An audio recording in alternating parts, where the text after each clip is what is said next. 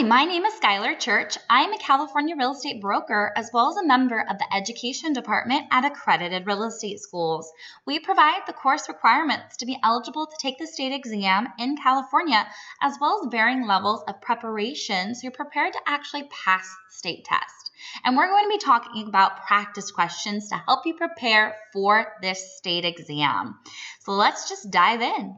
The first question we have: priority of liens is generally established by the A, recording dates of the liens, B, dates of the liens, C, amounts of the liens, D, dates of the judgments. Okay, well, we know a judgment is a lien, but that doesn't mean that all liens are judgments. So we know D is not correct. C, the amounts of the liens, doesn't matter how much it is. That doesn't come to account for priority.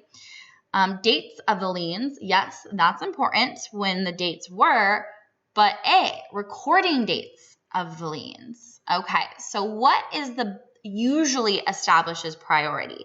So the dates of the lien does establish priority, but it's generally established based on the recording dates of the lien. Because remember, first to record is first in rights, except for 3 exceptions. And I'm going to give you a moment here to think about it.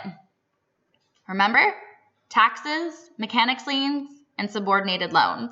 Those are the 3 exceptions to the first to record is first in rights. 2, taking private land by government bodies for public use is generally governed by due process of law and is accomplished through A, escheat, B, exercise of police power, C, reversion, D, eminent domain. Let's dissect the question again. Taking private land by government bodies for public use.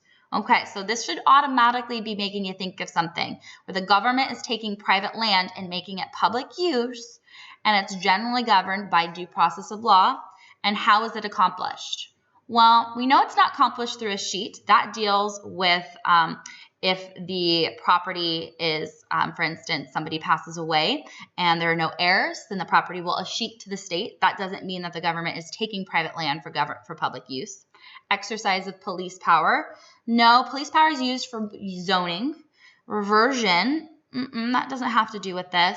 But eminent domain, yes. Eminent domain is what is used to accomplish the government taking private land for public use. So eminent domain is the correct answer, but remember, the government must compensate the landowner for his loss, and it has to be fair market value for the compensation of this. And let's go to question number 3. A person who has been given the right to act on behalf of another is known as A, affidavit, B, attorney in fact, C, executor, D, principal. Okay, so a person who has been given the right to act on behalf of another is known as, well, we should be thinking of power of attorney here. And when we're thinking of power of attorney, who is that person that is given the right to act on behalf of another? Well, that is the attorney in fact. That's the best answer. But let's verify. Affidavit, though? Nope, not an affidavit. That doesn't give you the right to act on behalf of another. Executor, no, that deals with wills, for instance. Principal, that's the actual person that is signing for themselves. So the best answer is B, attorney in fact, which deals with power of attorney. 4, terms and conditions of the sale of a specific parcel of real property would generally affect the A, utility of the subject property, B, value of the subject property, C, basis of the subject property, D, price of the subject property. Okay, well, terms and conditions of a sale, when in regards to a specific parcel of real property, what does it generally affect? Does it affect the utility, value, basis, or price? Well, it doesn't affect the utility of it, the terms and conditions of the sale. It doesn't really, the value, no, because the value is just what it is. Basis, no, we don't really care about the basis anyway in regards to this, but price. Well, what is actually somebody going to pay due to the terms and conditions? That could affect it, whereas it could say, hey, we might not pay as much if we're going to have to be paying for all the closing costs, for instance.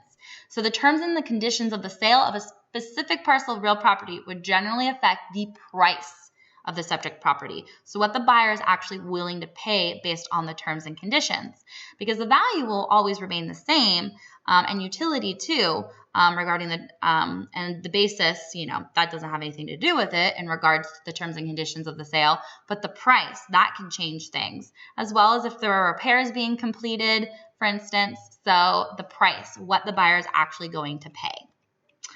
D is the correct answer. Price may be greater than value too. So remember that. Value is what we use an appraiser for to help us find the appropriate value, but the price that somebody actually pays may be greater than value because they maybe really want the property and it's all subjective. So they're going to pay more to get the property than maybe what somebody would pay what they believe the actual value is. 5, all of the following are essential elements of each and every contract except A, mutuality, B, offer and acceptance, C, consideration, D, writing. Well, let's see here. What are the essential elements of a valid contract? Okay, well, we know there has to be genuine offer and genuine acceptance. So mutuality has to be consent, basically mutual consent or mutual assent.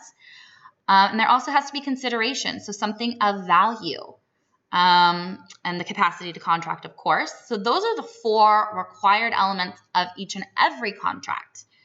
But writing is not a requirement because that is not a requirement of a real estate contract, or of a contract, but it is a requirement of any real estate contract except leases of a year or less, because of the statute of frauds. And that also affects other contracts. If it takes over a year to perform and to complete, then writing is required as well. But for the basics of a valid contract, writing is not a requirement.